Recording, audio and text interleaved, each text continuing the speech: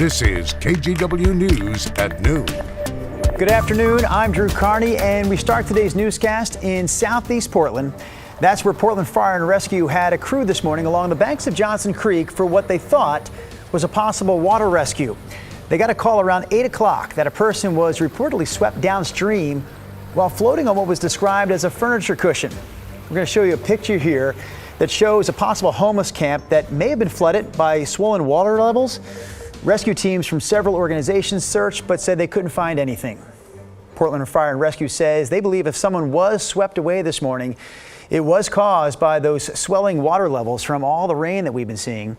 There's an active flood watch, by the way, right now that's in effect until 4 o'clock this Wednesday. For more on this, we're going to bring in Chris McGinnis, our meteorologist. I almost said Rodney Hill, Chris, but he is well on his way to a couple of days off. Yeah, good for him getting a little bit of rest. And for the rest of us, we are, of course, worried about what is to come. Remember, Portland's already had nearly 2.5 inches of rain since Thursday. Drew mentioned that flood watch that is in effect for more than another 48 hours. I thought I would bring up the river gauges across the area.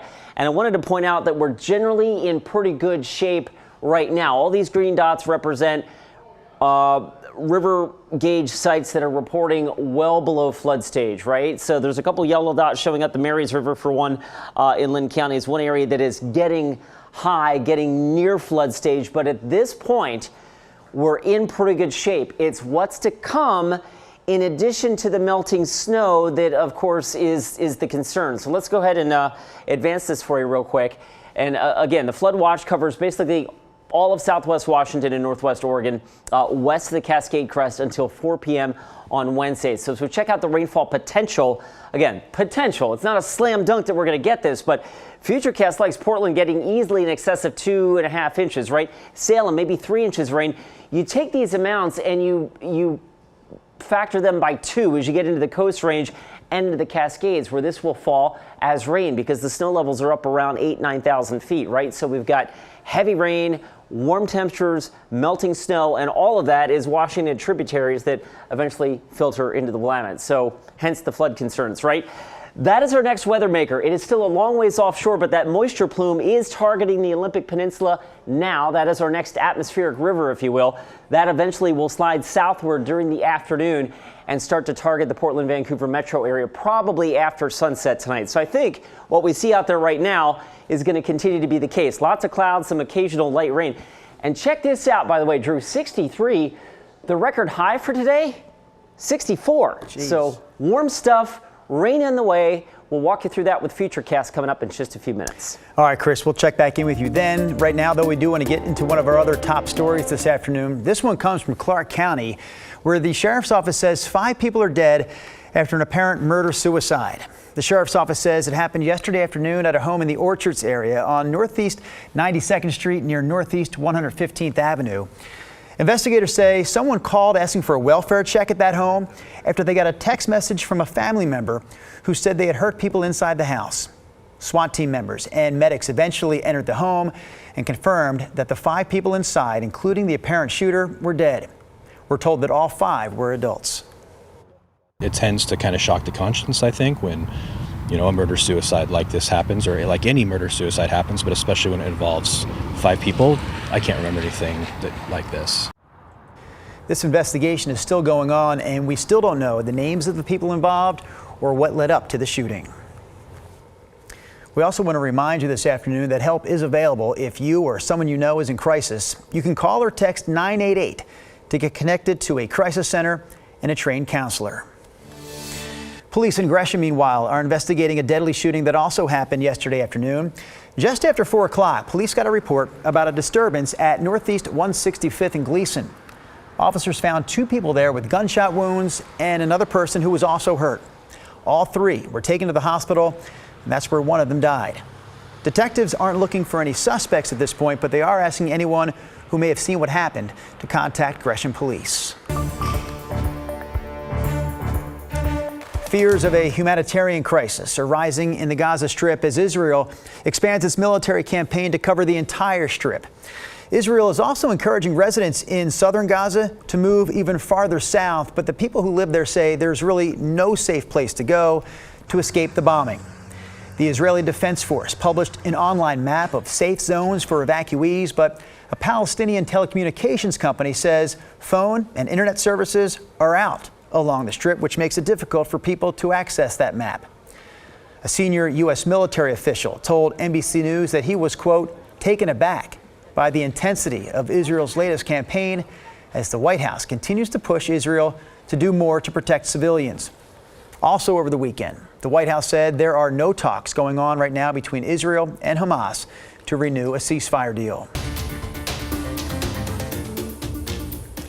A judge denied motions that would have dismissed a federal civil rights lawsuit filed by black descendants of Portland's Albina neighborhood. According to the Oregonian, the suit alleges that the city of Portland, the former Portland Development Commission, and Emmanuel Hospital all conspired to tear apart that mostly black community more than 50 years ago. During the 60s and 70s, more than 150 families were forced from their homes for a hospital expansion project, a project that never actually happened. The defendants in this case argued that the people suing did not suffer any harm themselves and that the statute of limitations had run out.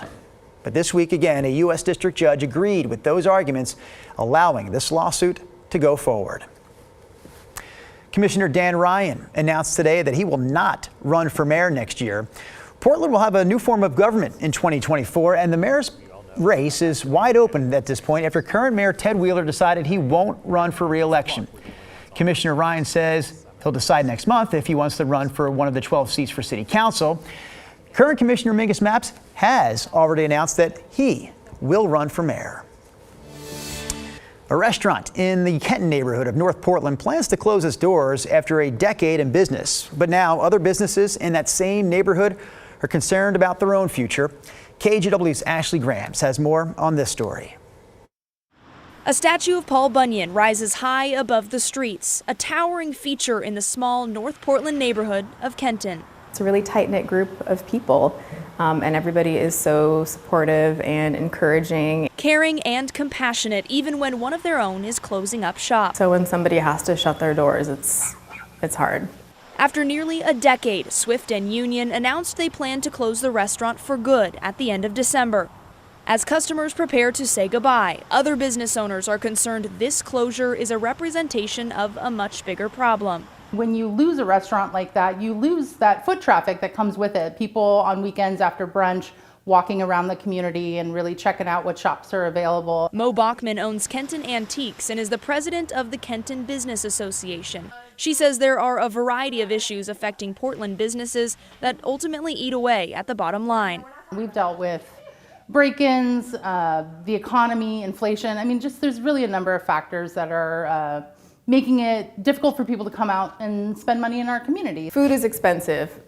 Transportation is expensive. Rent is out of control. So it makes sense that people can't necessarily afford to eat out anymore. They can't afford to shop. Lauren Krieger owns Woo PDX and admits it's been difficult to keep her doors open. Might have called it quits if it weren't for this community. Many are trying to find a way forward by relying on each other and reaching out to other Portlanders. If everybody goes to a small business and even just buys something small at a place that they've never been to, that's helpful, that's meaningful, it all makes a difference. Bachman says she's fighting to protect the bright, busy hub they've created. Not only are we trying to figure out how to save our own businesses, but we're trying to figure out how to retain that vibrancy that makes any neighborhood walkable and enjoyable for everybody, whether you own a business or not. Ashley Grams, KGW News.